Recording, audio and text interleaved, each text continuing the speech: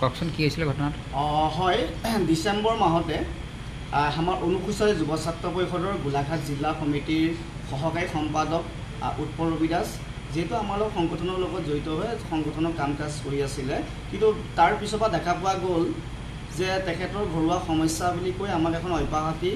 বিচাৰিলে। সেই হিচাপে আমি তেখেতক অব্যাহতি দিয়া হৈছিলে আৰু বিভিন্ন সময়তো দেখা পোৱা গৈছে বেলেগ বেলেগ সংগঠনৰ লগত ঘূৰি থকা দেখা পোৱাত আমি যে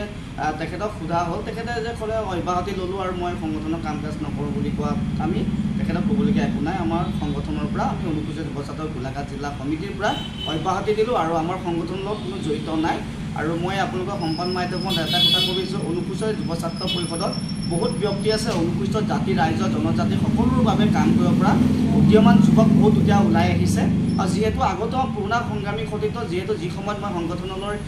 মানে আঞ্চলিকৰ বা ডিষ্ট্ৰিক্টলৈ প্ৰতিনিধি হৈ পেলাই গৈছিলোঁ, সেই সময়তো বহুত শুভাকাংক্ষীয়ে মোক যি সহায়ৰ সহযোগিতা আগবঢ়াইছিলে, সেই শুভাকাংক্ষী মোৰ লগত এতিয়া আজি 3-4 মাহৰ পৰা মোৰ লগত যিহেতু সংগঠনৰ লগত সংগঠনত বা জাতিটোৰ কাৰণে কাম কাজ কৰি আছে, সেইকাৰণে মই তেখেতলোকক ৱেলকাম জনাইছোঁ আৰু শুভেচ্ছাও জনাইছোঁ। তেখেতলোকে মোৰ লগত কাম কৰিছে, সেইকাৰণে মই ক'ব বিচাৰিছোঁ যে মোৰ পুৰণা সংগ্ৰামী সতীৰ্থ মৃগেন ৰবি দাস আকৌ আমাৰ মাজত ঘূৰি আহিছে যে অনুসূচিত যুৱ ছাত্ৰ পৰিষদ কৰিব, আৰু সেই হিচাপে আমি খুব সোনকালে আকৌ এসপ্তাহমানৰ ভিতৰত আমি অনুসূচিত যুৱ ছাত্ৰ গোলাঘাট জিলা সমিতিখন যি পূৰ্ণাংগ সমিতি আছে যদিও 2-এটা পদ আমি সাল সলনি কৰিম, আৰু সাল সলনি